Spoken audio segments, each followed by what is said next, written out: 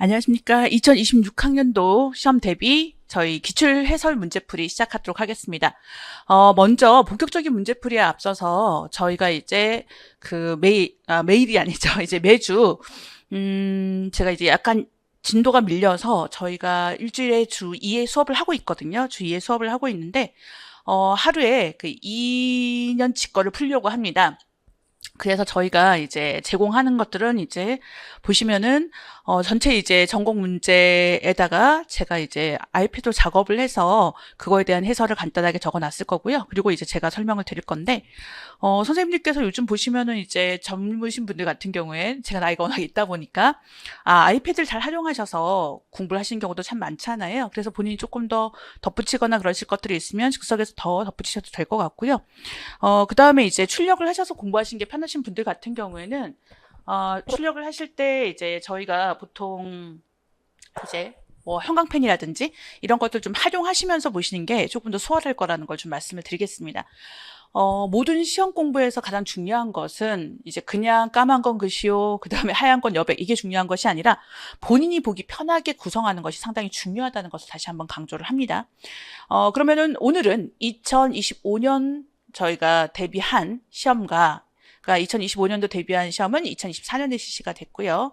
그 다음에 이제 우리가 24년 대비한 것은 이제 2023년에 시험이 실시가 됐었잖아요. 그래서 그런 부분들을 가지고 참고해서 좀 확인해 보도록 하겠습니다. 먼저 저희는 문제를 역으로 가겠습니다. 무슨 말씀이냐면, 자, 이제 2025년 대비했던 것들부터 이제 저희가 기출문제부터 해서 2024년, 그 다음에 2023년, 2022년 이런 식으로 풀어가려고 합니다. 그런 부분을 좀 참고하셨으면 좋겠습니다. 그럼 먼저 항상 2교시 저희가 전공이 A와 B로 나눠져 있기 때문에 2교시 전공 A를 먼저 풀고 그리고 나서 그다음 3교시 전공 B를 푸는 방식으로 선택을 하도록 하겠습니다. 선생님들께서 이제 나름의 그 문제를 풀어보시고 난 다음에 어떻게 보면은 서술식 같은 경우는 스스로가 답안을 다시 한번 작성해 보는 것도 좀 필요합니다. 그래서 강의를 듣기 전에 미리 이제 만약 올려진 자료가 있다고 하면 다운받아 보시고 그리고 난 다음에 본인만의 이제 어떤 답안을 서술식으로 작성을 해보시고 난 다음에 설명을 들으면서 조금 정리하시면 더 도움이 되지 않을까 싶습니다. 자, 그러면 2교시 전공보건 A 1차 시험 저희가 2교시부터 확인해 보도록 하겠습니다. 자, 첫 번째 문제입니다. 다음은 신문기사 내용의 일부이다. 가로 안에 기역에 해당하는 목표와 가로 안에 니은에 해당하는 명칭을 순서대로 쓰시오. 자, 제 땡땡호 그 땡땡신문이라고 해서요. 국제보건과 간호에 대한 내용이 나왔습니다. 2000년 유엔은 건강 위해 요인을 없애고 국제보건을 향상시키기 위해서 새천년 개발 목표를 발표했다. 새천년 개발 목표의 8대 목표는 다음과 같다. 1번 절대 빈곤과 기아 퇴치, 2번 보편적 초등교육 활성, 3번 성평등과 여성 능력 고양, 4번 아동 사망률 감소, 5번 기업, 6번 HIV, 에이즈, 말라리아 및 기타 질병 퇴치, 7번 환경의 지속 가능성 보장, 8번 개발을 위한 글로벌 파트너십 구축. 중약되고요.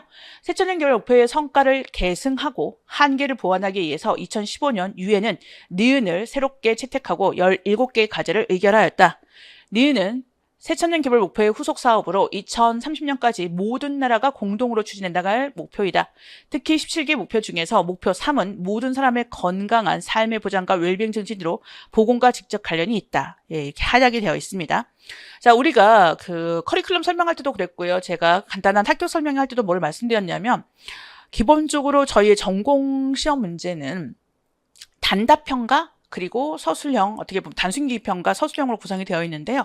보통 전공에서 앞부분에 포진하는 것은 단답형입니다. 그렇기 때문에 우리가 흔히 보았던 내용들이죠. 자, 그러면 지금 2025년 시험 대비 이제 첫 번째 문제 같은 경우는 지역사회간호학에서 우리가 많이 보던 내용입니다. 그래서 지역사회간호학에서 새천년 개발 목표하고 지속가능한 발전 목표에 대한 얘기를 하고 있었고요. 이 새천년 개발 목표하고 지속가능한 발전 목표는 사실 지역사회간호학에서 다빈도 지역이 아니에요. 보통 저희가 파트 이제 그 지역사회 간호학 파트에서 파트 2 지역사회 보건행정 쪽에서 다루고 있는데요. 이거는 이제 사실 국시에서도 그렇게 많이 강조되는 문제가 아니었었고, 그 다음에 공무원 시험에서도 지금은 이제 서울시와 지방이 분리되지 않고 함께 시험을 보고 있긴 하지만 과거에 분리되었을 경우에는 서울시만 조금 관심을 가져서 한 2문제 이상 출제가 됐던 문제라고 생각하시면 됩니다. 그런데도 이런 문제가 나왔다는 것은 전공보건이 조금 더 지엽적이고 조금 더 이제 구체화된 문제들이 많이 나온다는 걸 확인할 수가 있는데요. 자, 그러면은 우리가 알고 있는 새천년 개발 목표가 무엇인지부터 간단하게 설명을 드리자면, 새천년 개발 목표는 2002년부터 2015년까지 실시되었던 이제 어떤 유엔이 이야기하고 있는 건강 유해 요인을 없애고 국제보건 향상을 위한 목표였습니다. 그래서 여기에는 기본적으로 가난과 굶주림, 그 다음에 세계 개발, 뭐 이런 것들이 다 들어가 있기 때문에요. 그래서 여기 보시는 것처럼 기본적으로 사회발전 중심으로 극심한 빈곤에 대한 걸 벗어나기 위해서 빈곤이나 의료 등 사회 분야 중심의 어떤 발전시켜야 될 목표들을 언급을 하고 있어요. 그런데 이 새천년 개발 목표는 어느 나라를 대상으로 하냐면 개발도상국이라고 해서 현재 발전을 해야 되는 나라들 있잖아요. 선진국이 아니라 그들을 대상으로 하고 있고요. 그래서 정부 중심으로 이걸 유도를 했었습니다. 그래서 보시는 것처럼 우리가 기본적으로 새천년 개발 목표는 이렇게 8개의 목표를 두고 있습니다. 절대 빈곤과 기하 퇴치, 그다음 보편적 소득교육 달성, 그다음에 성평등과 여성 능력 고양, 아동 사망률 감소, 그다음에 기획에 들어갈 거는 모성 보건의 개선입니다. 그래서 실제 아이를 낳다가 사망하는 여성들이 상당히 많았었고요. 개발도상국에.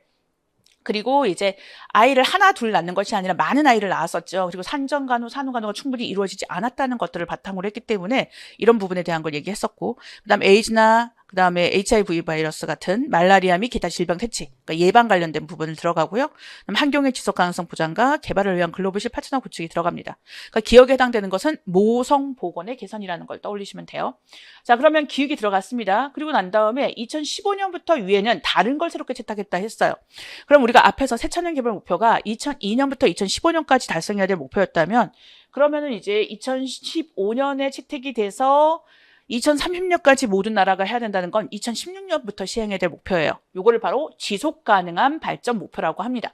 그래서 지역사회 간호학에서 이제 새롭게 뭔가 나올 때 항상 지속 가능한이라는 걸 최근에 표현을 쓰고 있거든요. 그래서 지속 가능한 발전 목표가 되는 거고요. 그래서 니은의 정답은 지속 가능한 발전 목표. 그래서 이 지속 가능한 발전 목표는 뭐냐면 기존의 새천년 개발 목표에서 조금 더 확장된 버전이라 생각하시면 돼요. 그래서 우리가 너무 새천년 개발 목표에서는 빈곤에 대한 걸 많이 얘기했다고 하면 이거는 경제 성장이나 기후 변화, 그다음에 이제 기존의 개발도상국을 중심으로 했다면 그것뿐만 아니라 선진국도 포함시키자 이렇게 되는 거고, 그다음에 이제 목표 자체도 8개였던 게 17개의 목표로 큰 목표가 늘어나고 더 세부적으로 들어가면은 169개의 그러니까 169개의 세부 목표가 있습니다. 그래서 그런 부분을 많이 하기 때문에요. 저희는 169개까지의 세부 목표를 볼 필요는 없습니다. 그래서 새천년 개발 목표에 보통 이제 서울시 공무원 시험에서도 새천년 개발 목표의 세부적인 내용에 대해서 언급을 한 적이 있었고요. 그래서 이게 8개밖에 안 되니까 간단하게 좀 확인할 수가 있었고, 그 다음에 새천년 개발 목표와 지속가능한 발전 목표가 시기와 주요 특성을 얘기를 했었습니다. 그래서 이 정도만 좀 확인하고 넘어가시면 될 것 같습니다. 그래서 기억은 모성보건의 개선, 니은은 새천년에서 그다음 넘어간 거는 지속가능한 발전 목표, 이렇게 해서 답이 될 수가 있습니다. 자, 그러면 저희는 2번 보겠습니다. 다음은 보건교사와 동료교사의 상담 내용의 일부이다. 가로 안에 기획에 해당하는 연령과 밑줄친 니은에 해당하는 원시 반사를 순서대로 쓰시오. 단 기억은 도로교통법 법률 제 2015호 2024년 1월 30일 일부 개정에 근거하여 쓸 것. 자, 동료교사. 지난주 아기 100일 잔치 때 지인으로부터 카시트를 선물 받았어요. 4개월인데 카시트에 잘 앉아있더라고요. 보건교사. 만 기획세 미만까지 꼭 카시트를 사용하셔야 해요. 위반할 경우 과태료가 부과되거든요. 동료교사, 아기는 카시트를 태워 이동할 때 무엇을 해주면 좋을까요? 보건교사, 손에 쥘 수 있는 장난감을 주세요. 4개월 아기는 니은 머리를 한쪽으로 돌리면 같은 방향에 팔다리는 펴지고 반대편 팔다리는 굽혀지는 반사가 사라져서 팔다리 움직임이 자유로워지거든요. 이때부터는 자기 손을 들여다보면서 놀기도 하고 물체에 손을 뻗어 잡기도 해서 손에 쥘 수 있는 장난감이 발달에 도움이 될 거예요. 네. 자, 그러면은 지금 저희가 이제 기획과 니은에 들어갈 내용들을 써야 되는데요. 최근 들어서 전공보건에서는 기존에 우리가 교재에서만 나오던, 대학 교재에서만 나오던 그런 문제가 나오는 것이 아니라 법령과 관련된 문제들이 많이 나와요. 그래서 그 부분들이 아동간호학이나 노인간호학, 그 다음에 지역사회간호학에서 특히 그런 경우가 많은데요. 그래서 그렇다고 모든 법을 우리가 공부할 수는 없습니다. 하지만 이제 관련된 내용에서 참고로 하는 법들이 좀 있을 수 있는데요. 바로 이게 대표적인 것입니다. 그런데 이제 많은 분들이 이제 그러면은 법령은 어디까지 봐야 되나요? 라고 불안을 하세요. 근데 보통 이제 제가 전공보건에선 출제위원을 한 적은 없지만 다른 시험에 출제위원을 해봤던 경험으로 따지자면 저희가 시험 문제 그러니까 출제가 언제쯤 이루어지냐면 보통 특정한 시험이 있으면 2개월에서 3개월 이내에 출제가 완료가 돼요. 그럼 저희가 11월 중순에 시험을 보니까 적어도 늦어도 9월 초에는 문제 출제가 완료가 되는 것이 맞거든요.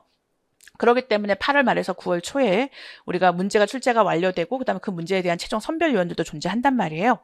그렇다고 하면은 그 출제위원들한테 제시하는 원칙이 있습니다. 뭐냐면 시험 보는 당시에 시행 중인 법령을 중심으로 출제가 돼야 돼서 너무 최근에 이제 아직 시행도 하지 않고 공포된 법이 아니라 공포된 법령 중에서 시행 중인 법령에서 문제를 출제하라고 하는 원칙이 있습니다. 이건 모든 시험에서 기본적인 사항이에요. 그래서 그걸 참고하셔서 공부를 하셔야 되고요. 법을 혹시 추가로 보신다고 하면 자, 그러면은 우리가 지금 기억에 들어갈 것은 이제 도로교통법에 대한 겁니다. 도로교통법에서 이제 우리가 아동에 관련된 건 어린이 보호에 관한 조항들이에요. 그러니까 예를 들면 안전모 착용에 대한 것들, 그 다음에 카시트 적용하는 나이 이런 것들을 보통 얘기를 하고 있습니다. 그래서 이제 지금 기억에 들어갈 거는 6세입니다. 만 6세 미만인데요. 지금은 만이라는 표현을 쓰고 있지는 않은데요. 이제 도로교통법 제50조에 따르면 특정 운전자의 준수 사항이라고 해서 거기에 들어가는 부분들이 있는데 여기에 뭐가 들어가냐면 우리가 기본적으로 자동차의 운전자는 자동차를 운전할 때는 자석 안전띠를 메어야 하며 모든 좌석의 승자에는 자석 안전띠, 영유아인 경우에는 유아 보호용 장구를 장착한다고 얘기를 하고 있거든요. 그래서 여기서 이야기하는 게 이제 카시트고요. 그래서 그 카시트가 이제 6세 미만까지는 꼭 카시트를 사용해야 된다는 규정이 따로 있습니다. 그래서 기억에 들어갈 거는 6세라는 걸 확인할 수가 있고요. 그러면 이어서 저희가 보려고 하는 것은 지금 반사가 사라집니다. 뭐 이런 얘기를 하잖아요. 여기서 말하는 반사라고 하는 것은 우리가 흔히 알고 있는 원시 반사를 이야기를 합니다. 그럼 니은에서 얘기를 하고 있는 거는 머리를 한쪽으로 돌리면 같은 방향에 예를 들어서 이렇게 보고 있다가 이쪽으로 돌리면 같은 방향의 팔다리도 펴지고 반대편 팔다리는 이렇게 살짝 굽혀지는 거. 예, 그런 모습을 하는데 요거 우리 펜싱 자세랑 비슷하다고 생각하시면 돼요.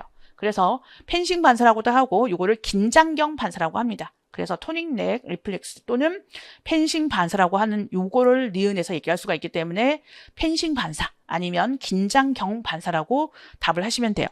그러면 우리 머릿속에서는 그러면 이제 좀 원시 반사에 뭐가 있는지도 함께 공부를 하셔야죠.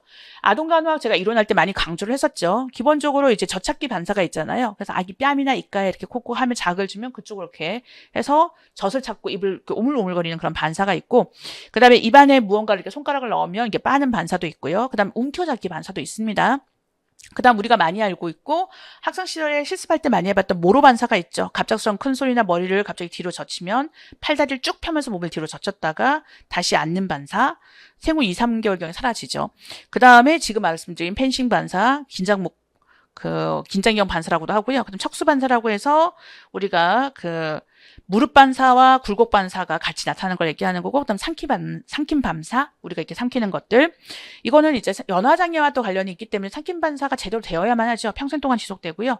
그다음에 혀에 접촉하면 혀를 이렇게 내미는 거, 요건 4개월까지 있고, 그다음 구토 반사도 있고요. 이런 반사들이 쭉 있기 때문에 우리가 각 반사가 언제쯤 소실되는지도 함께 떠올리셔야 되고, 대표적으로 이 반사가 뭘 의미하는지도 아셔야 되기 때문에 니은 같은 경우엔 긴장경 반사 또는 펜싱 반사라고 생각을 하시면 됩니다. 자, 그럼 3번 보겠습니다. 다음은 보건교사가 작성한 고등학생 교육자료의 일부이다. 가로 안에 기획에 해당하는 부위의 명칭과 니은에 해당하는 약품의 명칭을 순서대로 쓰시오. 자, 피임 방법에 대해 알아보아요. 자, 첫 번째, 피임 방법의 종류. 자, 차단 피임법에는 무엇이 있을까요?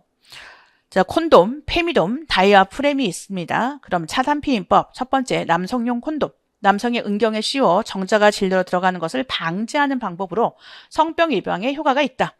니은 여성용 페미돔. 여성이 임신할 수 있도록 질에 맞게 제조된 콘돔으로 성병과 임신 예방을 위해서 사용한다. 그 다음에 질내로 삽입하면 막혀있는 한쪽의 면에 링을 기역 바로 위까지 끼운다. 세 번째, 여성용 다이어프램. 자, 여성용 다이아프램 같은 경우에는 정자를 물리적으로 차단하는 돔 형태의 여성용 피임 기구이다. 그다음 두 번째, 피임 효과를 높이기 위해서 돔 안과 가장자리에 니은을 도포하여 사용한다. 그렇게 해서 이제 하약되어 있는데요. 자, 우리가 이거는 순서대로 이제 기읍과 니은에 해당하는 부분을 설명을 하라고 되어 있습니다. 자, 지금 보시면은 대표적으로 우리가 차단용 피임이라고 하는 건 영구 피임이 아니라 일시 피임을 얘기합니다. 여성 간호 시간에 제가 강조했었죠. 그래서 이제 일시 피임인데, 그래서 많이 쓰는 게 남자 쪽에서는 콘돔, 여자 쪽에서는 페미돔과 다이어프램을 씁니다. 그래서 보통 그 여성용 콘돔이라고 하는 게 대표적인 게 페미돔이고, 그 다음에 이제 여성용 그러니까 페미돔에서 조금 변형된 것이 이제 보통 다이어프램이라고 합니다. 그래서 콘돔은 워낙 편의점에 가서도 쉽게 구할 수가 있고 많이 봤던 거고요. 사실 이제 최근 들어서 여성들도 피임에 좀 인식을 해야 되기 때문에 경구용 피임제뿐만 아니라 다른 부분들에 대해서도 얘기를 하면서 외국 같은 경우는 페미돔이나 다이어프램의 사용량이 꽤 있어요. 그래서 한국에도 이게 들어와 있는 것들이 좀 있어서 좀 살펴보면 지금 보시면 여성용 페미돔이라고 하는 거는 이제 남성용 콘돔과 똑같아요. 똑같이 은박 같은 데 들어있고요. 그 다음에 마치 우리가 이제 실리콘처럼 되어 있는 이렇게 약간 그런 부분이 들어가 있거든요. 그러나 처음에 이렇게 들어가 있는 모양은 조금 더 크긴 하지만 남성용 콘돔처럼 그렇게 약간 그 무슨 이렇게 물주머니처럼 그런데 이렇게 눌려져 있는 것처럼 생겼어요. 그래서 페미돔을 개별 포장해서 꺼내고 그리고 난 다음에 페미돔에 손상된 곳이 없는지 확인을 하고 사용하셔야 되고요. 그래서 이제 막혀있는 링을 엄지와 중지로 해서 앞부분을 좁게 만듭니다. 왜냐하면 이제 페미돔이 이제 우리가 안으로 들어가면 질이 커지니까요. 그래서 이렇게 해서 좁게 만들고 그 다음에 편안하게 누운 자세에서 페미돔을 질 안으로 삽입을 합니다. 그래서 이거는 이제 보통 탐폰 사용해 보신 적이 있으세요? 저는 사용해 본 적이 있는데 탐폰이나 이제 월경컵 같은 거 사용하시는 분이 있으면 이걸 넣을 때와 같이 한쪽 다리를 올린 자세로 하시면 조금 더 수월합니다.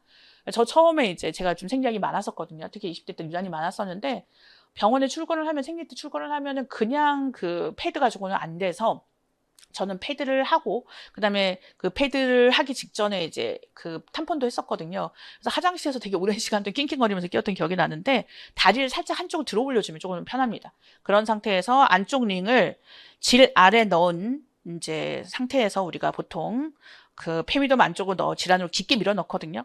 그런데 페미돔의 바깥쪽에 링이 있잖아요. 그 처음에 넣을 때 그 링을 어디까지 하냐면 질 입구까지만 합니다. 그래서 끼우거든요. 그러면 기역에 들어갈 거는 질 입구, 바로 앞까지 끼운다가 맞아요. 그러니까 기역은 질 입구가 되겠고요. 그 다음에 여성용 다이어프램은 정자를 물리적으로 차단하는 돔 형태의 여성용 피임기구예요. 얘도 이제 돔 형태의 피임기구긴 한데 얘만으로도 완벽하게 이제 차단을 할 수 없다고 보기 때문에 우리가 보통 그 살정제가 포함된 젤리나 크림을 같이 사용합니다. 그래서 니은 같은 경우에는 돔과 안의 가장자리에 젤리나 크림, 즉 우리가 살정제를 포함된 크림을 도포한다는 거예요. 그러니까 살정제 크림도 맞고 젤리나 크림이라고 해도 돼요. 젤리나 크림이 상품명처럼 쓰이기 때문에요. 그래서 살정제를 포함된 크림 또는 젤리나 크림 둘 다 답이 될 수가 있습니다. 이런 걸 사용하는 것을 이야기합니다. 그래서 우리가 피임 방법에 대해서 남성용 피임법도 있지만 여성용 피임에 대해서 특히 최근에 강조되고 있는 부분이 있으니까요. 한 번 더 전반적으로 확인하시기 바랍니다. 제가 제공된 자료에 이제 그림이 있으니까 보다 자세하게 보여질 거예요. 그 다음 저희는 4번 문제를 보도록 하겠습니다. 4번 문제를 보시면 다음은 보건교사와 여학생의 상담 내용의 일부이다. 밑줄 친 기읍과 니은에 해당하는 증상의 명칭을 순서대로 쓰시오. 이 점이고요. 자, 여학생. 선생님, 제가 작년 봄에 다이어트를 해서 55kg에서 43kg으로 살 빼는데 성공했어요. 그런데 지금은 몸무게가 18kg 늘었어요. 보건교사? 그랬구나. 여학생, 살을 뺐을 때는 친구들이 모두 저에게 대단하다며 멋있다고 해주었는데 지금은 친구들이 시선이 무서워요. 보건교사, 몸무게가 늘어서 친구들의 시선이 부담스러워졌구나. 여학생, 네, 어제는 길 가다가 친구들의 비웃는 소리가 들려서 주변을 둘러봤는데 아무도 없었어요. 보건교사, 다른 느낌은 없었니? 여학생, 제가 요즘 숙제를 할 때 니은 키보드를 치는 제 손을 보면서 제가 아닌 것 같은 제 영혼이 밖으로 나와서 키보드를 두드리는 저를 보고 있는 것 같은 기분이 들어요. 다이어트를 잘못해서 정신병이 생긴 걸까요? 살을 빼면 나아질 수 있을까요? 자, 지금 보시면 이것도 기읍과 니은에 해당하는 명칭을 순서대로 쓰라고 하고 있습니다. 자, 지금 이제 우리가 3번 문제가 여성건강 문제였다면 지금 4번 문제는 정신간호학 문제입니다. 자, 정신간호학에서 우리가 기본적인 이상 행동과 증상에 관련된 문제라고 생각하시면 되는 거고요. 자, 지금 보시면은 어떻게 됐을까요? 네. 우리가 기획에 해당되는 것이 무엇이냐면 친구들의 비웃음 소리가 들려서 주변을 둘러봤는데 아무도 없었어요. 자, 우리가 보통 착각과 한각을 구분하는 것에 대해서 정신간호학의 이상행동에서 처음으로 얘기를 하고 있는데 착각은 실제 자극이 있는데 그러니까 예를 들면은 나뭇가지가 바람에 흔들리는 걸 보고 귀신이야 라고 착각하는 거고요. 그 다음에 한각은 나뭇가지에 뭐 바람 흔들리거나 이런 자극이 따로 있는 게 아님에도 불구하고 보는 거예요. 그래서 지금 보시면 아무도 없었는데 소리가 들렸다. 그러면 이거는 한각입니다. 그 중에서도 소리가 들린 거니까 한청으로 보셔야 되죠. 그럼 기억은 한청이 되겠고요. 자, 니은의 증상을 보겠습니다. 키보드를 치는 자기 손이 자기 게 아닌 것 같다. 그리고 영혼이 밖으로 나와서 나를 지켜보고 있는 것 같다. 이거는 자신의 신체가 심리로부터 분리되어 있어서 내가 관찰자가 돼서 나를 지켜보는 것 같은 느낌. 이거는 이인증. 내가 아닌 것 같은 느낌. 이인증이라고 합니다. 이게 대표적인 증상이라는 걸 확인할 수가 있어요. 사실 이인증은 일반인도 경험할 수가 있습니다. 가끔 가다가 내 몸이 내 몸 같지 않아 뭐 이런 표현 좀 쓰거든요. 그거에 조금 심화될 경우도 있는데요. 예, 한청이 지속되고 이인증이 지속된다면 우리는 조현병을 더 의심할 수가 있지만 잠깐 일시적으로 올 수도 있습니다. 왜냐하면 너무 피곤하고 그럴 경우에도 느낄 수 있는 부분이니까요. 요건 더 지켜봐야 되는 거죠. 네. 그래서 이제 영양에 문제가 있거나 호르몬의 부작용이 있거나 이럴 때도 한청이라든지 이인증 같은 경우는 일시적으로 있을 수가 있습니다. 그런 부분을 좀 참고하시면 될 것 같아요. 자, 그러면 이제 5번 문제 보겠습니다. 다음은 학교 감염병 예방 및 관리를 위한 교직원 회의 내용이다. 작성 방법에 따라 순서대로 서술하시오. 자, 학교장, 4급 감염병에 대해서 설명해 주시겠어요? 보건교사, 참고 자료를 함께 봐주시기 바랍니다. 제4급 감염병이란 1급에서 3급까지의 감염병 외에 유행 여부를 조사하기 위하여 표본 감시 활동이 필요한 감염병을 말합니다. 다만 기억질병관리청장이 지정하는 감염병을 포함하게 됩니다. 행정실장, 감염병 예방법에서 감염병 의심자에 해당하는 사람은 감염병 환자와 접촉하거나 접촉이 의심되는 사람이라고 하셨죠? 보건교사, 니은 및 병원체 보유자와 접촉하거나 접촉이 의심되는 사람도 포함됩니다. 중약, 보건교사, 생물 매개의 전파에는 디귿 기계적 전파와 리을 생물학적 전파가 있습니다. 질문해 주신 선생님 감사합니다. 이로써 학교 감염병 예방 및 관리에 대한 교직원 회의를 마치도록 하겠습니다. 자, 작성 방법을 보도록 하겠습니다. 작성 방법을 보시면 밑줄 기역에 해당하는 감염병의 명칭을 쓰고 가로 안에 니은에 해당하는 용어를 쓸 것. 단 감염병 예방 및 관리에 관한 법률 제101971호 2023년 9월 14일 일부 개정 및 질병관리청장이 지정하는 감염병의 종류고시 질병관리청 고시 제2024-1호 2024 1월 1일 일부 개정에 근거하여 작성할 것. 자, 두 번째, 밑줄 디귿과 리을의 의미를 순서대로 서술할 것. 자, 그럼 다시 문제로 돌아오도록 하겠습니다. 문제를 보시면은 지금 기억에 있는 게 4급 감염병의 설명을 하면서 그중에서 질병관리청장이 지정하는 감염병은 4급에 뭐가 들어갈까요? 자, 우선 우리는 1급부터 4급까지 감염병에 대한 간단한 설명을 좀 드려야죠. 선생님들께서 폭력교 공부를 하시기 때문에. 자, 1급 감염병은 우리가 어떨 때 1급 감염병이라고 하나요? 보통 치명률이 높으면서 생물테러 감염병이거나 이럴 때 우리가 음압격리 같은 전문적인 격리가 필요한 감염병을 1급 감염병이라고 합니다. 유행 즉시 신고를 하죠. 디프테리아, 탄저, 그 다음에 이제 신종감염병 증후군 이런 것들이 대표적일 거고요. 그 다음 2급 같은 경우에는 전파 가능성이 커서 격리가 필요한 감염병을 얘기합니다. 24시간 이내 신고를 해야 되는 거고요. 결핵이라든지 홍역 같은 것들이 대표적이라고 생각하시면 됩니다. 우리가 보통 예방접종을 통해서 예방할 수 있는 감염병의 상당수가 여기 들어가 있습니다. 그 다음 상급 같은 경우에는 우리가 이제 그 유행 전파를 확인하고 그런 부분들이 들어가는데 격리까지는 필요하지, 이제 반드시 격리해야 되는 건 아니에요. 근데 이제 상급 감염병은 보통 그 다음 벼룩, 진드기 이런 애들이 옮겨가는 병들이 대부분 여기에 속하는 거고요. 그래서 이제 우리가 그 상급 감염병에서는 이제 그런 부분을 고려해서 이야기를 하고 있는데 이 상급 감염병에 성병 중에 하나의 매독이 들어가 있습니다. 이게 왜냐하면 코로나 이후에 일본이나 미국, 그다음 유럽을 중심으로 매독의 확산이 엄청나게 많이 됐거든요. 특히 최근까지만 해도 일본 매독에 대한 건 많이 언급이 됐었습니다. 한국도 조금 유행한 추세였고요. 그래서 그것 때문에 4급에서 상급으로 올라왔어요. 보통 성병 관련해서는 4급에 되어 있는데 그렇게 보시면 되고요. 그게 이제 최근 한 1년 사이 바뀐 거고, 그 다음에 이제 4급 감염병 같은 경우는 여기서 얘기하는 것처럼 1급에서 4급까지 감염병 외 유행 여부를 조사하기 위해서 표본 감시 활동을 하는 건 지속적으로 확인하는 거예요. 엄청나게 파급 효과가 큰 건 아니지만 자주 발생할 수 있는 감염병이기 때문에 계속 보는 감염병들을 얘기하는데, 보통 이제 그 의료 관련 감염병이라든지 아니면 기생충 감염, 성병 이런 것들이 들어갑니다. 자, 그런데 여기서 질병관리청장이 지정하는 감염병이라고 했기 때문에 현재 여기 4급에 들어가는 것은 코로나 바이러스 감염증 19가 들어가요.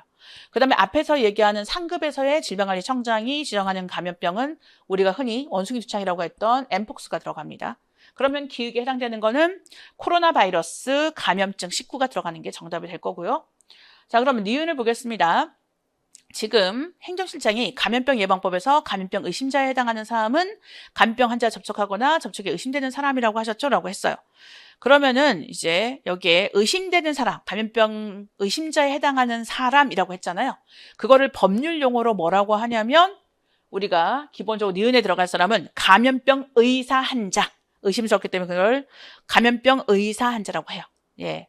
의사 환자, 의사와 환자가 같이 있다 이렇게 생각하시면 돼요. 감염병 의사 환자 및 병원체 보유자와 접촉하거나 접촉이 의심되는 사람도 포함됩니다. 그랬으니까 감염병 의사 환자, 의심되는 사람 다 들어가는 거고, 그다음 보유 가지고 있는 병원체를 보유하고 있는 사람도 들어갑니다. 그래서 니은에 대해서는 우리가 병 의사 환자라는 표현을 쓰셔야 돼요. 자, 그래서 기억과 니은에 들어가는 우리가 작성 방법에 따라서 기본적인 지금 이제 우리가 들어갈 내용을 썼습니다. 그 다음에 이제 두 번째는 작성 방법에 보시면 디귿과 리을에 대한 의미를 쓰라고 했는데요. 디귿이 기계적 전파고 리을이 생물학적 전파입니다. 그러면 기계적 전파와 생물학적 전파에 대해서 좀 의미를 아셔야 되는데요. 자, 기계적 전파는 뭐냐면 매개 생물이 그 병원체를 그대로 옮겨줍니다. 그러니까 예를 들면 쥐가, 진드기가, 그 다음 모기가 옮겨주는 이런 것들을 얘기를 해요. 기계적 전파는. 그래서 매개 생물이 있어야 됩니다. 매개 생물이 병원체를 그대로 옮겨주는 걸 얘기하는 거고요. 그 다음 생물학적 전파는 이제 매개 생물이 그대로 옮겨주는 것이 아니라 변이가 일어나는 옮겨주는 것을 이야기를 합니다. 그래서 그런 부분에 대한 차이가 있다고 생각을 하시면 돼요. 그래서 이제 우리가 보통 이 디귿과 리을에 대해서 기계적 전파와 생물학적 전파의 의미를 순서대로 써라고 하면 둘 다 매개 생물체가 있긴 하는데 디귿은 단순 매개 생물체가 그대로 옮겨주는 거예요. 그런데 리을에 있는 생물학적 전파는 그 매개 생물체가 변이가 일어납니다. 그래서 우리가 이렇게 생각하시면 돼요. 만약에 이제 조류 인플루엔자가 생겼다고 하면은 거기에 있는 근본적인 바이러스라든지 이런 것들이 그대로 옮겨가는 것이 아니라 약간 변이가 일어나거나 이런다고 하면 그건 생물학적 전파로 보셔야 돼요. 그래서 기계적 전파와 생물학적 전파는 모두 매개 생물이 존재하지만 이게 있는 그대로 옮겨가느냐 아니면 변이가 있느냐 이 차이가 있다는 것을 잘 서술하시면 보다 명확하게 답변이 될 거라고 보여집니다. 그래서 지금 저희가 5번 문제 같은 경우에는 지역사회 간호학 문제였고요. 지역사회에서 역학과 관련된 부분 중에서 감염병, 지정감염병에 관련된 문제라는 것을 확인할 수가 있고요. 지정감염병은 기본적으로 지역사회 간호학에서도 그랬지만 우리는 법령에 따라서 문제가 출제되는 것이 기본입니다. 현재는 이제 추가적으로 많은 게 바뀌지 않았기 때문에 이걸 중심으로 확인하시면 됩니다. 그 다음 6번 문제 보도록 할게요. 자, 6번 문제 보시면 다음은 보건교사와 동료교사의 대화 내용의 일부이다. 작성 방법에 따라 순서대로 서술하시오. 자, 동료교사. 선생님, 요즘 제가 식스팩 복근을 만들고 싶어서 근육 운동을 열심히 하고 있어요. 보건교사. 건강관리를 시작하셨군요. 동료교사. 네. 그런데 얼마 전부터 무거운 것을 드는 운동을 하는 날에는 배아래 부위에 부드러운 주머니 형태의 덩어리가 생겨요. 보건교사. 이전에 비슷한 경험을 하신 적이 있나요? 동료교사. 아니요. 이번에 처음 겪은 일이에요. 그런데 누웠을 때 보면 덩어리가 없어져요. 보건교사. 기억이 의심되는데 복벽이 약해진 것 같아요. 니은 무거운 엽기를 들거나 무거운 짐을 드는 행위는 피하시고요. 기침이나 변비도 조심하세요. 자, 동료교사. 그렇군요. 그런데 지금은 또 괜찮아요. 보건교사. 지금은 괜찮아졌다고 해도 주의해야 합니다. 감돈이나 꼬임으로 인한 합병증이 발생하면 디귿 즉시 수술해야 해요. 자, 작성 방법을 보시면 가로 안에 기역에 해당하는 용어를 쓰고 밑줄 친 니은의 이유를 서술할 것. 그 다음에 두 번째는 밑줄 친 디귿의 이유를 2단계로 서술할 것이라고 되어 있거든요. 자, 지금 우리 상황은 그 식스팩 만들기 위해서 운동을 했을 거 아니에요? 그러면 이제 헬스를 열심히 했다는 얘기가 되는데, 그런데 지금 여기서 힌트가 되는 게, 누웠을 때 보면 이제 지금 운동하는 날에는 배 아래 부위에 부드러운 주머니 형태의 덩어리가 생긴대요. 이게 첫 번째 힌트예요. 배 아래 그 부위에 부드러운 주머니 형태의 덩어리가 생기고요. 그다음에 그런데 이 덩어리 형태 생기는 것이 뒤에 보시면 뭐냐면 우리가 또 지금도 괜찮다고 해요. 그러니까 생긴 건 맞긴 한데, 자, 그러면은 이런 건 뭐라고 볼 수가 있을까요? 자, 무거운 것을 드는 날이라는 단서가 있어요. 무거운 것을 드는 날에는. 그러면 우리가 여기서 의심할 수 있는 건 뭐냐면, 누웠을 때 보면 또 덩어리가 없다고 하는 게. 그러니까 우선 무거운 걸 드는 날 배 아래 부위에 뭔가 주머니 같은 게 늘어지는 게 생긴다. 첫 번째 힌트. 두 번째는 누워있을 때는 덩어리가 없어진대요. 두 번째 힌트. 자, 그럼 이 첫 번째와 두 번째 힌트를 통해서 의심할 수 있는 건 뭐냐면 기억의 탈장이 의심이 되는 거예요. 그래서 기억의 정답은 탈장이 되고 있고요. 그러면 니은에 무거운 역기를 들거나 무거운 짐을 드는 행위는 피하시고 기준도 변비도 조심하라고 했습니다. 그럼 이거에 대한 이유를 서술하라고 했잖아요. 자, 그러면은 무거운 물건을 들므로 인해서 뭐가 상승하죠? 복압이 상승합니다. 복부의 압력이 상승하고, 그럼 복압이 상승하면은 그 다음에 그로 인해서 뭐가 있냐면 복벽, 그러니까 복부를 구성하고 있는 복벽에 어떻게 보면 균열이 일어날 수가 있어요. 압력 상승으로 인해서. 그래서 문제가 된다고 생각하시면 돼요. 근데 즉시 수술해야 된다고 했잖아요. 그러면은 이 수술을 해야 하는 이유를 2단계로 서술하라고 했습니다. 그러면 우선 우리가 한 번 이렇게 힘을 줬다고 해서 바로 탈장이 일어나나요? 아니죠. 반복적인 게 무엇이 이루어지죠. 그래서 우리한테 이제 가수보다는 이제는 헬스인으로 더 유명한 김종국이라고 하는 연예인 있죠. 이 사람 되게 유명한 히트곡 많이 낸 가수 중에 한 명이었단 말이에요. 근데 이제 헬스 매니아가 됐는데 그분도 제가 알고 있기로는 탈장 수술을 받은 적이 있어요. 그래서 이제 미운 오리 새끼 뭐 이런 데도 있잖아요. 그런 데서 이제 탈장 수술 한 거를 공개한 적이 있었는데, 자, 그러면은 우리가 이제 탈장 수술을 하게 됐습니다. 탈장 수술을 하게 됐으면 보통 이유가 뭐냐면 반복적인 자극이 있는 거예요. 그래서 반복적인 자극에 의해서 그럼 어떻게 되죠? 무거운 걸 계속 드니까 복압이 상승하고, 복압이 상승하면 복의 이제 벽이 균열이 생기고, 그러면 그 균열된 틈으로 이게 뭔가 삐쭉 나오니까 탈장이 생기는 거예요. 그래서 이게 기본적으로 우리가 탈장이 생기는 기본 기전이 이제 반복적인 무거운 걸 드는 자극, 그로 인해서 복압은 상승하고, 그 복압이 상승해서 복벽이 균열이 이루어지면 그 사이로 조직이 삐죽 나오고, 이게 첫 번째 탈장의 기본적인 병태 생리에서 기본이라면, 그 다음에 이제 수술을 하게 되는 것은 이제 두 번째 단계를 거쳐야 되니까, 두 번째 단계가 뭐냐면, 이게 이렇게 삐죽하게 뭔가 나와 있고, 그럼 다른 부분을 또 누르고 있거든요. 그럼 순환장애가 이루어져요. 충분히 이게 순환이 이루어지지 않으니까. 그래서 그 이게 나온 부분이 허탈이 일어나면서 우리가 궤양이 생기거나 괴사가 생기거나, 그래서 구멍이 뻥 뚫리기도 합니다. 그래서 이것 때문에 심각해지지 않기 위해서 수술을 하는 거예요. 그래서 조기 발견하는 것이 굉장히 의미가 있다라고 이해를 하시면 됩니다. 그 다음 7번 문제 보겠습니다. 다음은 신문 칼럼 내용의 일부이다. 작성 방법에 따라서 순서대로 서술하시오. 자, 우선 뭐뭐 신문의 2024년 기사입니다. 우리 아이 정신건강 이해하기. 아이의 마음을 알아주세요. 뭐뭐 대학교 간호학과 교수, 이렇게 나왔습니다. 이서 가명 10세는 누구보다 밝고 활발한 아이였다. 학원에 다니는 것도 즐거워했다. 이서는 학교 후 영어, 수학, 논술, 과학, 미술, 피아노 등 모두 6개의 학원을 가야 해서 친구와 놀 시간이 없었다. 그런데 몇 개월 전부터 이서는 기억, 머리 아프다, 배 아프다 등의 이야기를 자주 하며 학원에 가는 것을 힘들어했다. 점점 밥도 먹기 싫어하고 잠을 이루지 못했다. 병원에서 받은 신경계, 위장관계 검사 결과는 모두 정상이었다. 자, 엄마는 이서가 소아 우울증에 있다는 얘기를 들었다.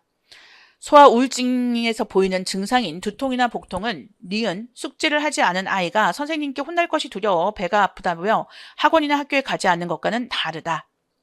중약, 아동 청소년이 느끼는 우울과 무력감을 설명하는 이론으로 기인 양식이 있다. 우울에 취약한 사람의 기인 양식은 부정적이어서 스트레스가 높을수록 우울 정도가 높았다. 자, 그러면 저희는 다음을 보겠습니다. 작성 방법. 밑줄친 기억에 해당하는 증상의 명칭을 쓰고 이 증상과 밑줄친 니은에 해당하는 증상과의 차이점 한 가지를 서술할 것. 단 증상의 명칭은 지문에 제시된 것이 아니어야 함. 두 번째, 밑줄친 디귿을 가진 사람을 부정적인 사건과 긍정적인 사건에 대해서 어떻게 인식하는지 순서대로 서술할 것.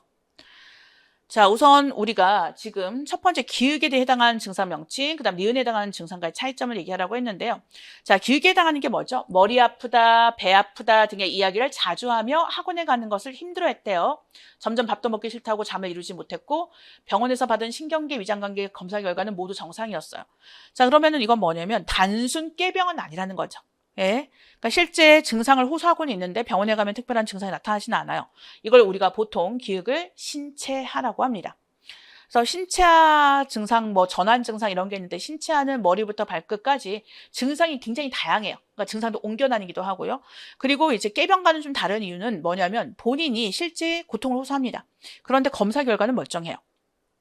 그런 거고요. 전환장애라고 하는 것은 우리가 보통 마비가 온다라든지 말을 못하게 된다든지 그 다음에 감각기관을 이용할 수 없게 된다든지 이런 것들과 주로 관련된 거고요. 자, 그럼 니을 보겠습니다. 숙제를 하지 않은 아이가 선생님께 혼날 것이 두려워 배가 아프다며 학원이나 학교에 가지 않는 것.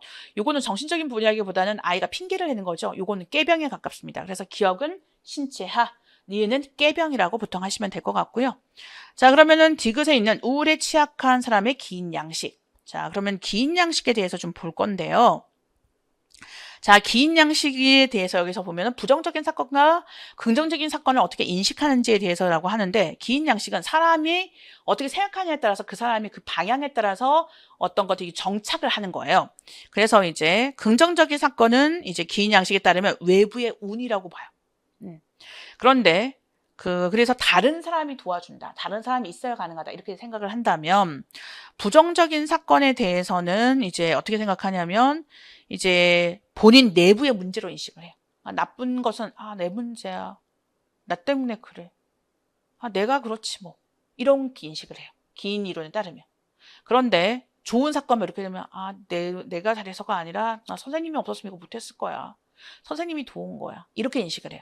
그래서 긴 양식에서 긍정적인 사건은 다른 사람의 도움 또는 외부의 운이 작용했다고 생각을 하고 그 다음에 이제 부정적인 사건에 대해서는 자신만의 문제, 자신 내부의 문제라고 인식하는 것이 대표적인 이제 우리가 기인 이론에서 얘기하고 있는 겁니다. 그래서 기인 이론을 설명하고 있는 부정적인 생각과 긍정적인 생각을 좀 정리를 해보면 부정적인 건 나의 문제, 내 내부의 문제라고 인식을 하는 거고요. 나와 관련이 있다고 보는 거죠. 그 다음에 이제 부정적인 사건에 대해서는 그렇게 생각한다면 긍정적인 것에 대해서는 운이야.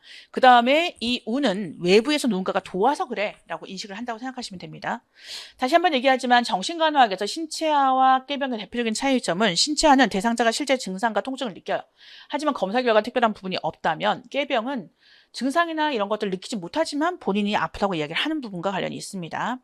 네, 그 다음 문제를 볼게요. 8번 문제입니다. 8번 문제 보시면 다음은 보건교사와 동료교사의 대화 내용의 일부이다. 작성 방법에 따라서 순서대로 서술하시오. 자, 동료교사. 선생님, 몇 개월 전부터 월경 간격이 40에서 45일 일어나고 불규칙해졌어요. 병원에 가서 초음파 검사를 했는데 다낭성 난소 증후군이라고 들었어요. 보건교사. 많이 놀라셨겠어요. 다낭성 난소증후군은 뇌하수체 기능에 이상이 있거나 에너지 대사에 이상이 있으면 많이 생기거든요. 혹시 니은 다무증은 없으신가요? 동료교사. 맞아요. 다무증도 생겼어요. 보건교사. 다낭성 난소증후군 치료약은 처방 받으셨어요? 일반적으로 디귿, 메트포르민이나 경구피임약을 치료약으로 씁니다. 동료교사. 네, 자세히 설명해 주셔서 감사합니다. 자, 작성 방법을 보도록 하겠습니다. 밑줄친 기역의 결과를 난소의 변화와 난포의 변화 측면에서 각각 서술할 것. 두 번째, 밑줄친 니은을 유발하는 이유를 서술할 것. 세 번째, 밑줄친 디귿을 복용하는 목적을 서술할 것. 단, 디귿의 치료 목적은 제외될 것. 자, 그러면 지금 보시면 기역의 결과를 보라고 했는데요. 자, 기역이 뭐죠? 초음파 검사를 했는데 다낭성 난소 증후군이라고 했잖아요. 자, 그러면은 이거에 대해서 이제 난소 변화와 난포의 변화 측면에서 설명을 하라고 얘기했는데 자, 우선 기본적으로 우리가 에스트로겐이라는 물질이 중요하거든요. 여성의 호르몬 중에서 에스트로겐이 노출되면 난소가 어떻게 될까요? 커져요. 이 다낭성 난소 증후군은 시상하부나 뇌하수체, 그 다음에 난소 호르몬 이상으로 생기는 거예요. 그래서 난소의 남성 호르몬 분비가 증가해서 배란이 잘 이루어지지 않는 걸 다낭성 난소 증후군이라고 합니다. 그러니까 기본적으로 시상하부의 내하 수치, 그 다음에 난소 호르몬 이상으로 그 난소의 그러니까 여성 호르몬이 충분해야 되는데 그게 아니라 남성 호르몬의 분비가 증가해서 배란이 잘 이루어지지 않는 겁니다. 그래서 보통 증상으로 월경 불순, 그 다음에 앞에서 설명한 다모증, 그 다음에 비만, 불임이 발생하고 장기적으로는 대사증후군 같은 질환도 있어요. 그래서 아마 조금 체중이 증가했거나 그러신 분들 상당수가 이제 다낭성 난소 증후군이 있을 겁니다. 자, 그러면 이제 이렇게 왜 그러면은 이 그 난포라든지 이런 거 어떤 변화가 있느냐? 다낭성 난소 증후군이 되면 그 결과로 우리가 에스트로겐이 노출되기 때문에 난소가 커지고 그다음에 난소 가장자리에 난포가 10개 이상 생성이 됩니다. 그런데 얘네가 충분히 성숙해서 배란까지 가지 못해요. 그러니까 난소는 커졌지만 그 주변에 많이 생성이 된 난포가 충분히 성숙하지 못해서 배란이 안 된다는 걸 얘기할 수가 있어요. 그렇기 때문에 우리가 지금 난소의 변화와 난포의 변화라고 얘기를 한다고 하면은 성숙하지 못, 난포가 10개 이상이 생기지만 충분히 성숙하지 못해서 배란이 안 된다. 하지만 난소는 커져 있다. 예, 왜냐면 우리가 이제 난포를 배란시키려고 노력은 하기 때문에 난소는 커지고 난포는 제대로 성숙하지 못해서 배란이 안 된다. 이런 식으로만 답을 하셔도 됩니다. 기억은. 자, 그다음 니은 다모증을 얘기를 했는데요. 지금 보시면 그 우리가 밑줄 친 니은에 해당되는 이유를 서술하라고 했습니다. 그래서 이제 이거에 대한 이유가 앞에서 이야기한 것처럼 이제 보통 시상하부 내하 수치에 있는 그리고 이제 난소의 호르몬 이상이라고 얘기했었잖아요. 다항성 난소 증후군. 그런데 이 다모증이 생기는 건 뭐냐면 혈중 안드로겐 수치가 증가하는 거예요. 그러니까 여성 호르몬이 좀 감소한다고 했었잖아요. 그래서 혈중 안드로겐 수치의 증가입니다. 남성 호르몬이 증가돼서라고 생각하시면 돼요. 혈중 안드로겐의 수치 증가가 이유입니다. 니은은. 자, 그러면 저희가 디귿에 메트포르민이라고 해서 다낭성 난소 증후군의 치료약이 이제 처방을 받았어요. 그러면 이제 이거에 대한 목적을 쓰라고 했는데 당연히 다낭성 난소 증후군 치료를 위해서 씁니다. 근데 이거는 쓸 필요가 없고 이걸 하는 이유라니까 뱅크생리에 가까운 걸 봐야 되죠. 자, 우선 이제 이 메트포르민이라는 약은 다낭성 난소 증후군이 체중이 좀 있거나 그 다음에 당뇨 같은 이렇게 여러 가지 문제가 있을 경우에 좀 되거든요. 그래서 이 메트포르민을 쓰는 이유는 보통 그 당 대사를 교정을 해줘요. 당 대사를 교정해줘도 좀 도움이 되거든요. 그럼 당 대사를 교정한다는 것은 인슐린 저항성이라든지 무배란을 치료하기 위해서요. 그러니까 다낭성 증후군 치료 젠데 거기에서 담당하고 있는 거는 당대사 개선을 하기 위해서 인슐린 저항에 대한 부분을 좀 개선하고 그 다음에 배란이 안 됐기 때문에 무배란을 치료하는데 메트포르민이 쓴다고 생각하시면 돼요. 이 두 가지가 대표적인 이제 왜 쓰는지에 대한 이유라고 생각하시면 됩니다. 여성 건강 간호학에서 이런 문제도 나온다는 거 확인할 수가 있습니다. 그 다음 저희는 9번 문제 보도록 하겠습니다. 다음은 보건교사와 부장교사의 대화 내용의 일부이다. 작성 방법에 따라서 순서대로 서술하시오. 단 학교보건법 시행규칙 교육부령 제270호 2022년 6월 29일 일부 개정에 근거하여 작성할 것. 자, 부장교사. 선생님, 교직원을 대상으로 하는 응급처치 교육과 관련하여 궁금한 게 있어요. 계획 수립 주기는 어떻게 되나요? 보건교사. 학교의 장은 매학년 기획까지 응급처치 교육의 대상, 내용, 방법 및 그 밖에 필요한 사항을 포함하여 해당 학년도의 응급처치 교육 계획을 수립해야 해요. 자, 부장교사. 응급처치 교육에는 어떤 내용이 포함되나요? 보건교사. 응급처치 교육은 니은 이론교육과 실습교육을 모두 포함해야 해요. 자, 부장교사. 강사의 자격 요건이 있나요? 보건교사. 강사는 의사 또는 디귿을 가진 간호사가 할 수 있어요. 또한 응급구조사 자격을 가진 사람으로서 응급처치 교육 강사 경력을 포함하여 응급의료 또는 구조, 구급 관련 분야에서 5년 이상 종사하고 있는 사람이 강사가 될 수 있어요. 자, 하랴. 그럼 작성 방법을 보겠습니다. 가로 안에 기획에 해당하는 날짜를 쓸 것. 예, 매월, 며칠. 그 다음에 두 번째, 밑줄친 니은에 포함되어야 할 내용 두 가지를 서술할 것. 다음 세 번째, 가로 안에 디귿에 해당하는 내용을 쓸 것. 자, 이것도 우리가 법령 관련 문제죠. 학교보건법에 나와 있는 지금 보시면은 우리가 응급처치 교육에 대한 계획에 관련된 내용입니다. 자, 그러면 기획에 들어가는 언제까지 응급처치 교육에 대한 이제 계획을 수립해야 된다고요? 요거는 우리가 학교보건법에서 이제 별표 제9호를 보시면 별표 제9호에 응급처치 교육의 계획, 그다음 내용 및 시간 등에 대한 것이 나와 있는데요. 여기에 보면 매학년 3월 31일까지. 그러면 기획에 대한 답은 3월 31일이 될 거고요. 요거는 아직도 변함없이 이렇게 되고 있습니다. 그 다음에 이제 니은 보시면 이론 교육에는 어떤 내용이 들어가야 되는지 쓰게 되어 있잖아요. 자, 이론 교육에는 기본적으로 응급사항에 대한 대처 요령이 들어가 있어야 되고, 그 다음 심폐소생술 등 응급처치 주의사항도 들어가 있어야 되고, 그 다음 응급의료에 관련된 법령도 들어가 있어야 돼요. 그러니까 응급상황 대처 요령, 그 다음에 응급처치하는 심폐소생술에 이제 어떻게 보면 주의사항, 그 다음에 세 번째가 관련된 법령, 요 세 가지가 이론교육에 포함되어야 되고요. 그 다음에 실습에서는 실제 심폐소생술 및 응급처치가 들어가 있어야 되죠. 근데 요게 시간도 정해져 있어요.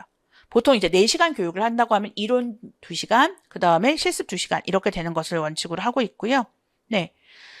그래서 이제 근데 보통 우리가 내용 시간을 약간 융통성 있게 운영을 하는데 3시간 이상은 운영해야 돼요. 그 3시간 이상, 최소 3시간 이상을 해야 되는데 이 중에서 반드시 들어가야 되는 게 뭐냐면 실습교육 2시간은 포기할 수가 없어요. 그러니까 이론은 짧게 1시간을 하더라도 실습은 반드시 2시간을 해서 적어도 3시간 이상 교육을 해야 된다는 것도 기억해 두시기 바랍니다. 자, 그 다음 세 번째 디귿. 강사는 의사 또는 디귿을 가진 간호사가 한대요. 그러니까 그냥 간호사라고 무조건 하는 게 아니라 디귿을 가진 간호사라고 했잖아요. 그럼 디귿은 뭐냐면 심폐소생술 등 응급처치와 관련된 자격을 가진 사람이어야 돼요. 그러니까 간호사들 중에서도 BRS나 칼스 이런 자격증이 없는 사람들이 있거든요. 참고로 저는 이제 신경외과 경력과 정신과 경력자잖아요. 근데 제가 병원에 있을 때 취직을 한 게 아니라 제가 교수가 되고 나서 학생들 취업 지도를 위해서 어쩔 수 없이 이제 BLS 센터를 운영해야 되기 때문에 제가 그래서 BLS 인스트럭터를 땄어요. 그래서 이제 가지고 있는데 그럼 저도 강사가 자격이 있는 거죠. 그래서 이제 강사는 의사 또는 그 다음에 심폐소생술 관련 자격을 가진 간호사, 그 다음에 응급구조사 자격을 가진 사람이 가능한데 여기서 응급처치교육 강사 경력을 가진 이제 구조 9급 관련된 사람도 포함될 수가 있는 거죠. 그래서 소방공무원 중에서 이제 9급 때 이쪽이 가능하다고 생각하시면 됩니다. 그래서 해당하는 내용을 쭉 저희가 언급을 했죠. 네. 그 다음을 보도록 하겠습니다. 앞부분에 이제 저희가 어떻게 보면은 이제 9번에 해당되는 것은 굳이 보자면 학교보건 관련된 영역에서의 시험 문제라고 보시면 됩니다.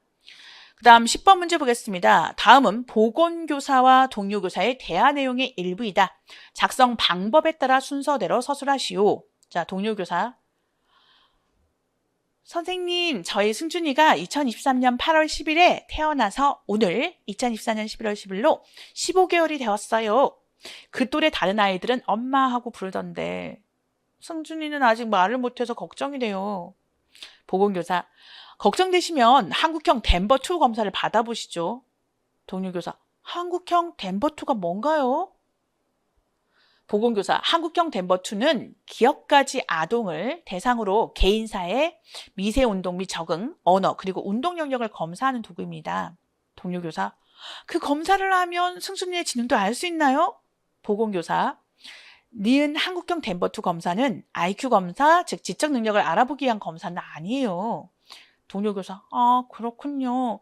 그런데 승준이가 예정일보다 4주 일찍 태어나서 확실히 늦긴 할 텐데. 보건교사. 승준이 사항에 맞춰서 디귿 교정 연령으로 검사가 진행될 겁니다.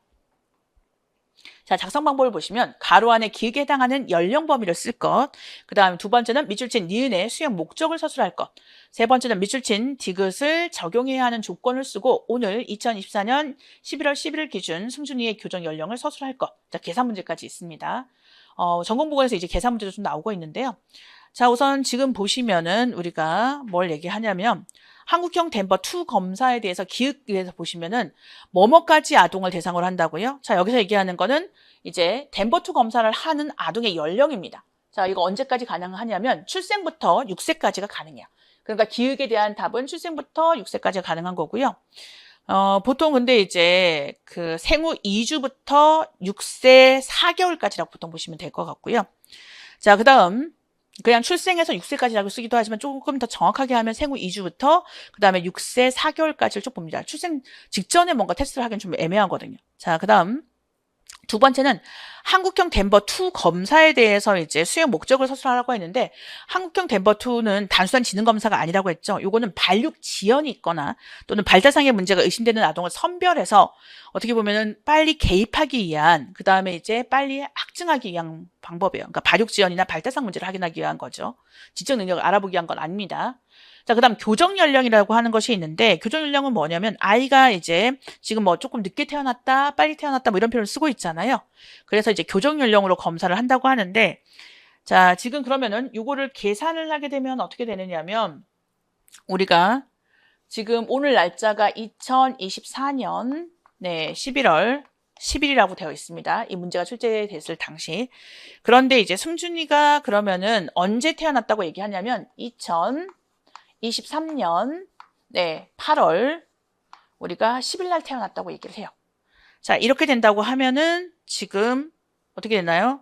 보통 우리가 15개월이거든요. 이 아이가 15개월인데 여기에서 몇 주 이렇게 일찍 태어났다고요? 4주 일찍 태어났어요. 그럼 15개월에서 4주를 빼줍니다. 15개월에서 4주를 빼주면 얘는 몇 개월이 되나요? 14개월이 돼요. 그래서 승준이가 4주 먼저 태어나기 때문에 그 전체적인 개월 수에서 4주를 빼줘서 지금 현재 14개월로 확인할 수가 있어요. 그러니까 이런 식으로 해서 교정 연령을 합니다. 먼저 태어났느냐 또는 이제 우리가 먼저 태어난 것이 몇 개월 앞서는 것인지 사주인지 이런 걸 해가지고 교정 연령을 볼 수가 있어요. 그러니까 이제 아이들이 태어날 때 발육상 정상적인 분만을 통해 가지고 제때 태어났는지 아니면 더 빨리 태어났는지에 따라서 교정 연령을 적용할 수가 있습니다.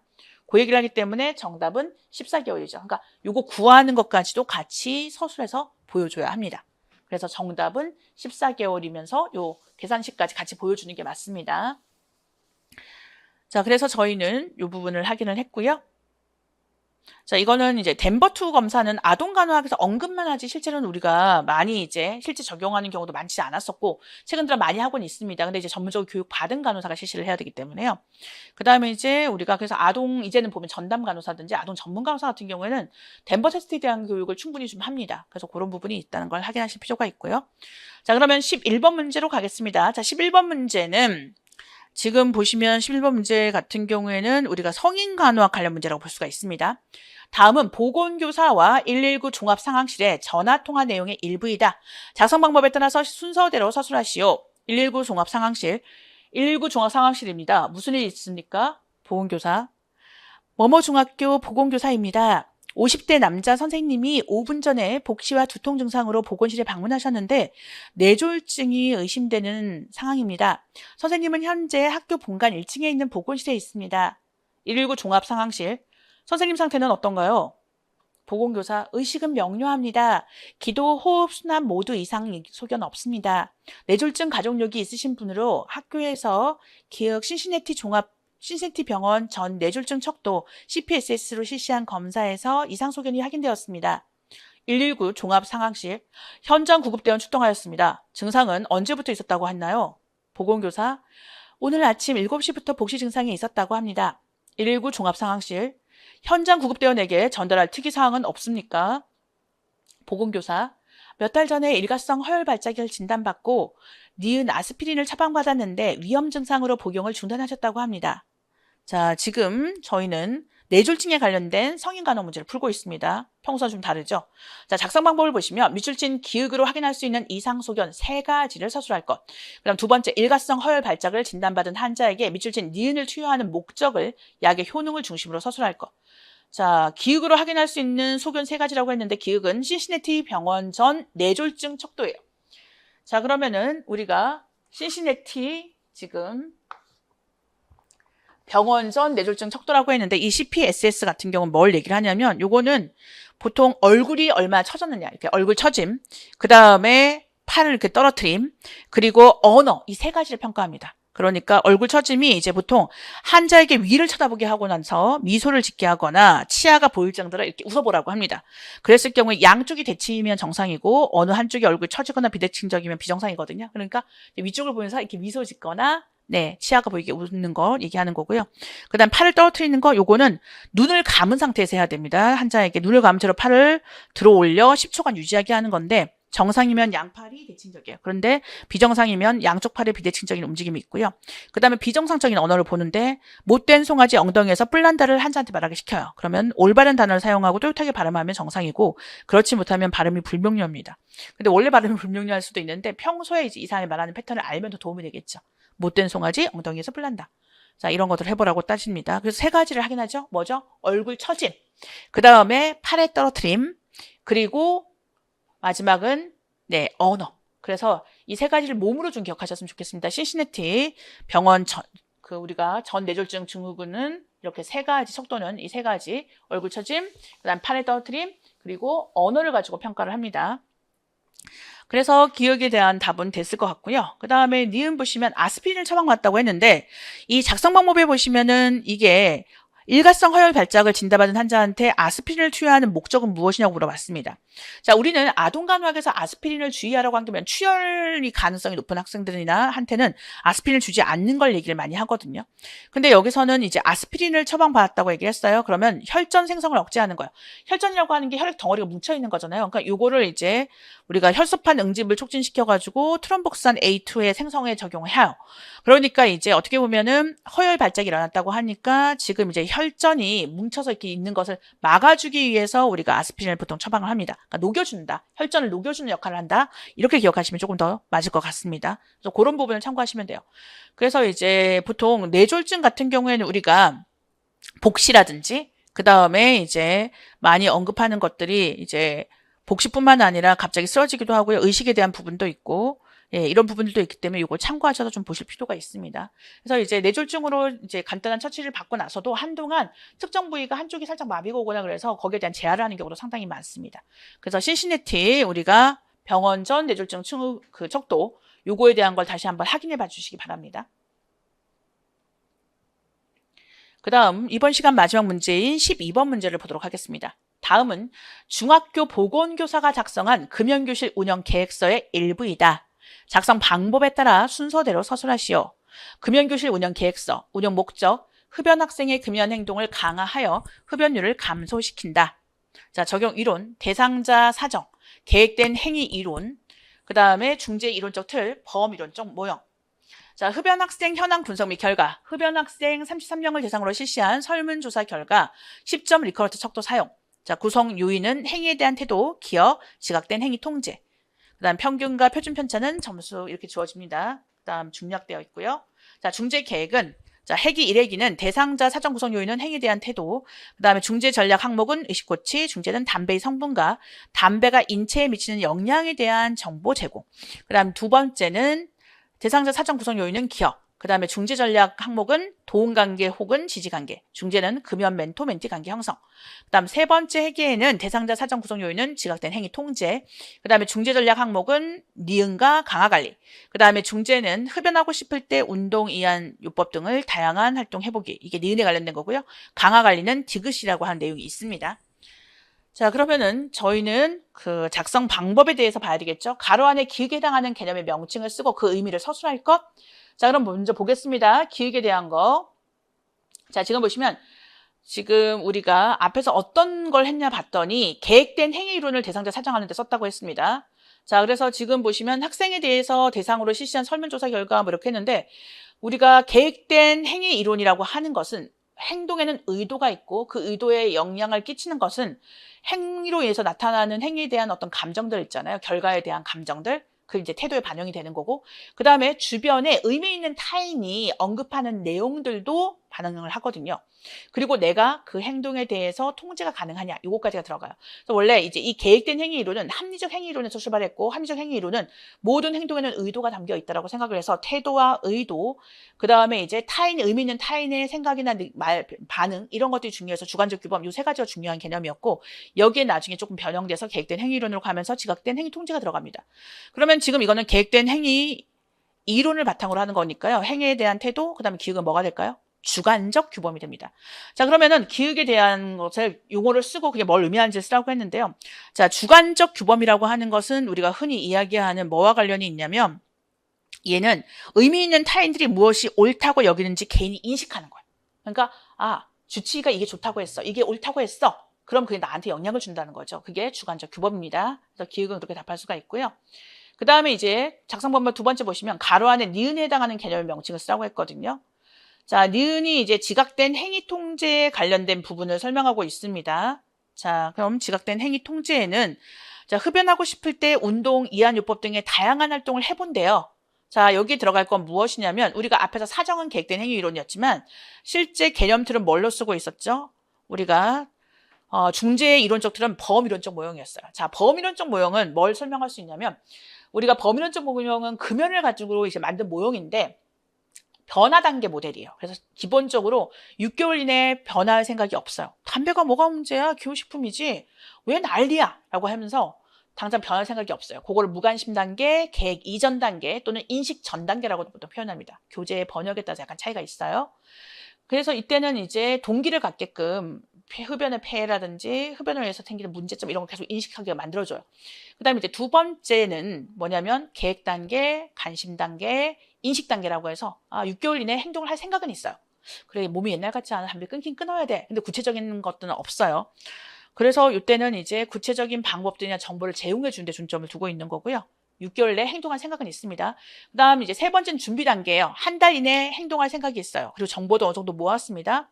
그래서 이럴 때는 어떤 중재가 필요하냐면 보통 우리가 금연 계획서를 작성을 마치든지, 금연 서약서를 작성한다든지, 그 다음에 이제 금단 증상 대처법에 대해서 우선 정보를 제공한다든지 이런 게 들어가거든요. 디데이 설정하든지. 요거는 한 달 이내 할 예정인 거고요. 요거는 보통 담배를 과거에 끊었다가 실패한 사람들 다시 시작할 땐 준비 단계부터 시작을 합니다. 그 다음에 행동 단계는 담배를 끊긴 끊었는데 6개월이 아직 안 지났어요. 유혹이 많아요. 이럴 경우에는 뭔가 중재 방법들에 대해서 더 많이 좀 도움을 주고 해야 되겠죠. 그 다음에 이제 유지 단계는 6개월 이상 담배를 끊었어요. 그래서 자잘한 것들에는 별로 반응이 없어요. 근데 한 번씩 위기가 와요. 그럼 자조 모임을 통해서 뭔가 조금 더 활성화돼야 될 필요가 있겠죠. 그러니까 이런 것들을 쭉 설명하고 있습니다. 자, 그러면은 지금 니은에 들어갈 거는 이제 그래서 그 범위론적 모형에서는 이렇게 변화 단계가 우리가 계획 이전 단계, 무관심 단계, 인식 전 단계, 그 다음에 계획 단계, 관심 단계, 인식 단계, 그 다음 준비 단계, 행동 단계 또는 실행 단계, 그 다음 유지 단계 이렇게 있습니다. 5단계가 있는데 이 5단계가 인지적 변화 과정과 행위적 변화 과정이 있어요. 근데 지금 여기 보시면은 뭐 의식고치 이런 것들은 뭐냐면 생각을 바꿔주는 거거든요. 그래서 요거는 인지적 변화 과정이에요. 그 다음에 도움관계 및 지지관계 이런 것들 같은 경우에는 우리가 조력관계를 형성하는 거여서 자조모임 같은 거거든요. 요거는 행동적으로 만들어가는 거예요. 자, 그러면 니은에 들어갈 거는 옆에 있는 중재와 관련인 건데 흡연하고 싶을 때 운동 또는 이완요법 등 다양한 활동을 해보는 거죠. 자, 이거는 뭐냐면 뭔가 욕구가 느껴질 때 다른 걸로 대체하는 거니까 대체 조건 형성 또는 역조건화 둘 다 맞습니다. 그 다음에 강화 관리를 한다는 건 뭐냐면 나한테 보상을 주는 거예요. 내가 담배 끊는 걸 잘하고 있으니까. 그래서 금연을 유지하면 나에게 선물을 준다라든지 나에게 포상을 한다든지 이런 거를 강화 관리라고 합니다. 그래서 디귿은 보통 금연 유지 시 나에게 선물을 주거나 상을 주는 것 이렇게 쓰셔도 맞습니다. 자, 그래서 강화 관리의 이해. 예를 들면은 저 이제 대학원 다닐 때는 제가 한 학기를 무사히 마치면은 이제 제가 다니던 학교가 신촌에 있었기 때문에 신촌에 있는 현대백화점에 가서 향수를 샀어요. 예, 그래서 이제 평소에 못 뿌리지만 그래도 향수를 사고 나면 되게 기분이 좋아지잖아요. 그래서 그런 것을 했던 기억이 있습니다. 자, 이건 지역사회간호학에서 우리가 계획된 행위 이론과 그 다음에 범이론적 모형에 대한 설명이고요. 최근 들어서 이제 모든 간호 관련된 시험에서 범이론적 모형은 꾸준하게 나오고 있고요. 그 다음에 합리적 행위이론, 계획된 행위이론 같은 경우에는 이제 우리가 그 보건교육 영역에서 꾸준하게 언급되고 있으니까요. 한번 정리해 볼 필요가 있습니다. 자, 그래서 저희는 이제 2교시에 있는 전공보건 A에 해당되는 12문제를 풀어봤습니다. 지금 보시면 아시겠지만 지역사회라든지 정신간호학 문제가 조금 강세를 보이고 있고요. 의외로 아동간호학이나 여성간호학이나 성인간호학 문제가 조금 덜해요. 상대적으로. 그래서 그런 비중이 좀 차이가 있었다는 것을 확인할 수가 있습니다. 이거는 2025학년도 시험에 전공 A만 그런 것이 아니라요. 뒤에 보면 나중에 다른 것들도 비슷한 양상을 좀 보이고 있습니다. 네, 수고하셨습니다.